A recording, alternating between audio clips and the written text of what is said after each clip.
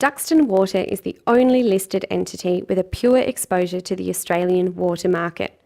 So what makes Australia's water market so unique?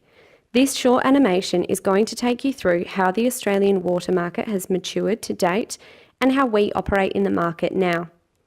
Australia has a variable climate, and as such, the available resource varies year on year. We have some years that are under flood conditions and other years that are closer to drought conditions. Farmers in the region plant permanent crops like nuts, citrus and vines, as well as annual crops like cereals and cotton. For these crops, farmers can more easily scale their farms up or down as required and depending on the available resource. Now, in the past, irrigators were given a right to the water resource based on their production.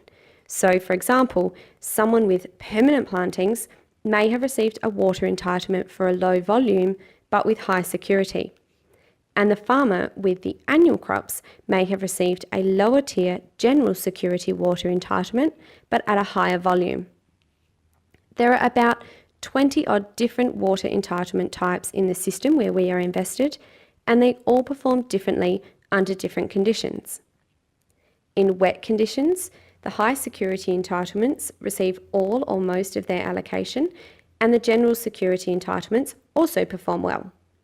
In a dry year though, the high security rights tend to perform better than the lower tier general security rights. They receive most of their allocation, whereas general security rights may receive only a little or even none. How does this work, and why?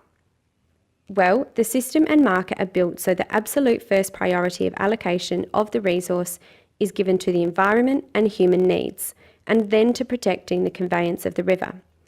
The next to be allocated water are the high security rights, so even in drier periods, these perform well. Finally, general security rights receive their allocation when there is sufficient water in the system.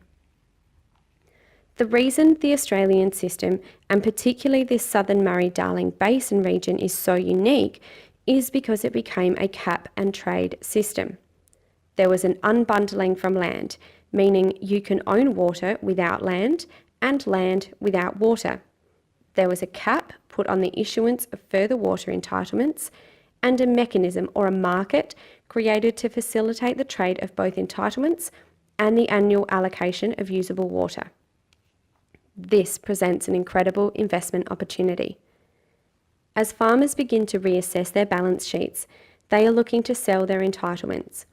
Duxton Water is in the business of acquiring these from the market and then actively manages the portfolio of water rights to provide water solutions and security back to producers through leases and through the sale of allocation in the spot market.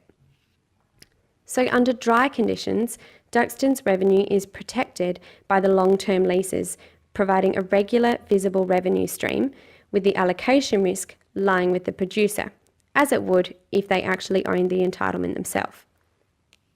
And under wet conditions, the leases continue to provide that revenue, and there is simply more allocation in the system, though the prices may be lower. Demand for allocation increases as annual production can expand, and we're seeing strong underlying trends in the demand side, particularly from higher margin crops and from permanent plantings.